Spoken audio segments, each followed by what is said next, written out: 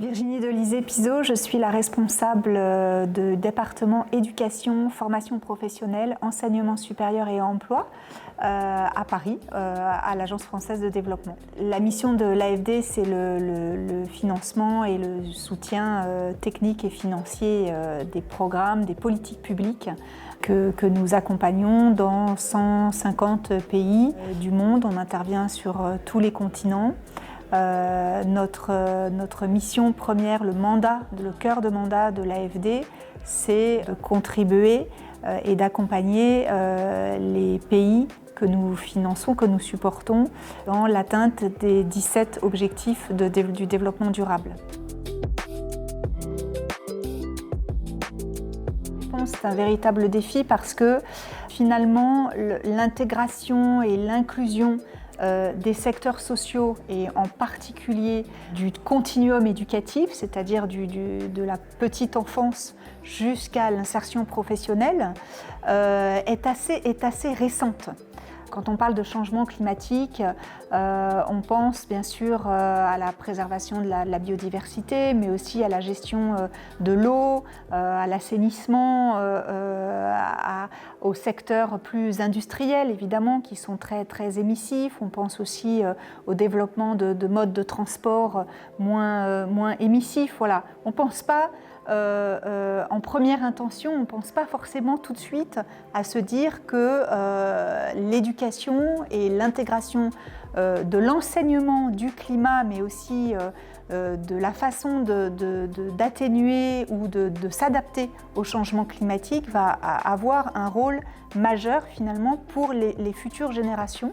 Comme j'ai coutume de le dire dans les différentes interventions et au sein même de l'AFD, l'éducation finalement c'est la mère de tous les ODD, c'est à la croisée de tous les objectifs de développement durable. Parce que l'éducation, ça commence dès le plus jeune âge.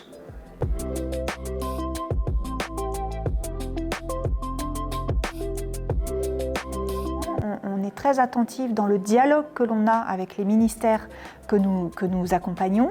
On est très attentif à avoir ce dialogue sur l'inclusion, que ce soit pour financer une infrastructure ou pour financer la rénovation des curricula, des programmes, des parcours, la professionnalisation des enseignants.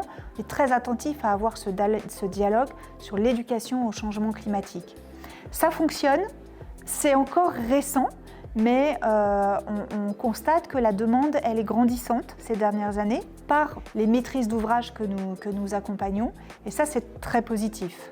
Alors avec l'OCE, nous avons d'abord un accord de partenariat tout à fait formalisé et on accompagne l'OCE, bien sûr l'OCE a porté ce plaidoyer auprès de la communauté internationale à la fois dans les instances nationales, internationales, mais aussi dans les pays dans lesquels nous intervenons.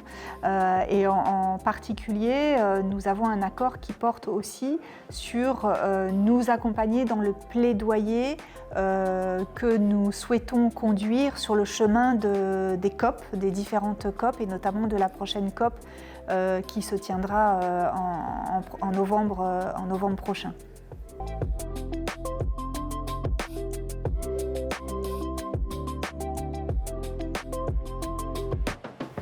C'est une question sensible, mais finalement, je le vois avec beaucoup d'optimisme et d'espoir, parce que je crois que pour nos enfants, pour les générations futures, on n'a pas le droit de baisser les bras, on n'a pas le droit d'être pessimiste.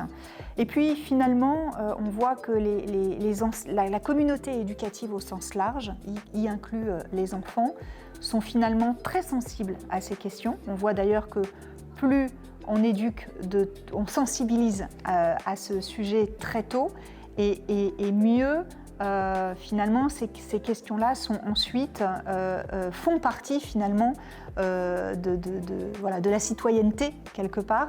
Donc finalement, c'est un candidat très positif. Il y a beaucoup d'initiatives, qu'elles soient individuelles, collectives, portées à tous les niveaux, au niveau très local, à des niveaux plus nationaux, à des niveaux internationaux. Aucune raison de ne pas espérer.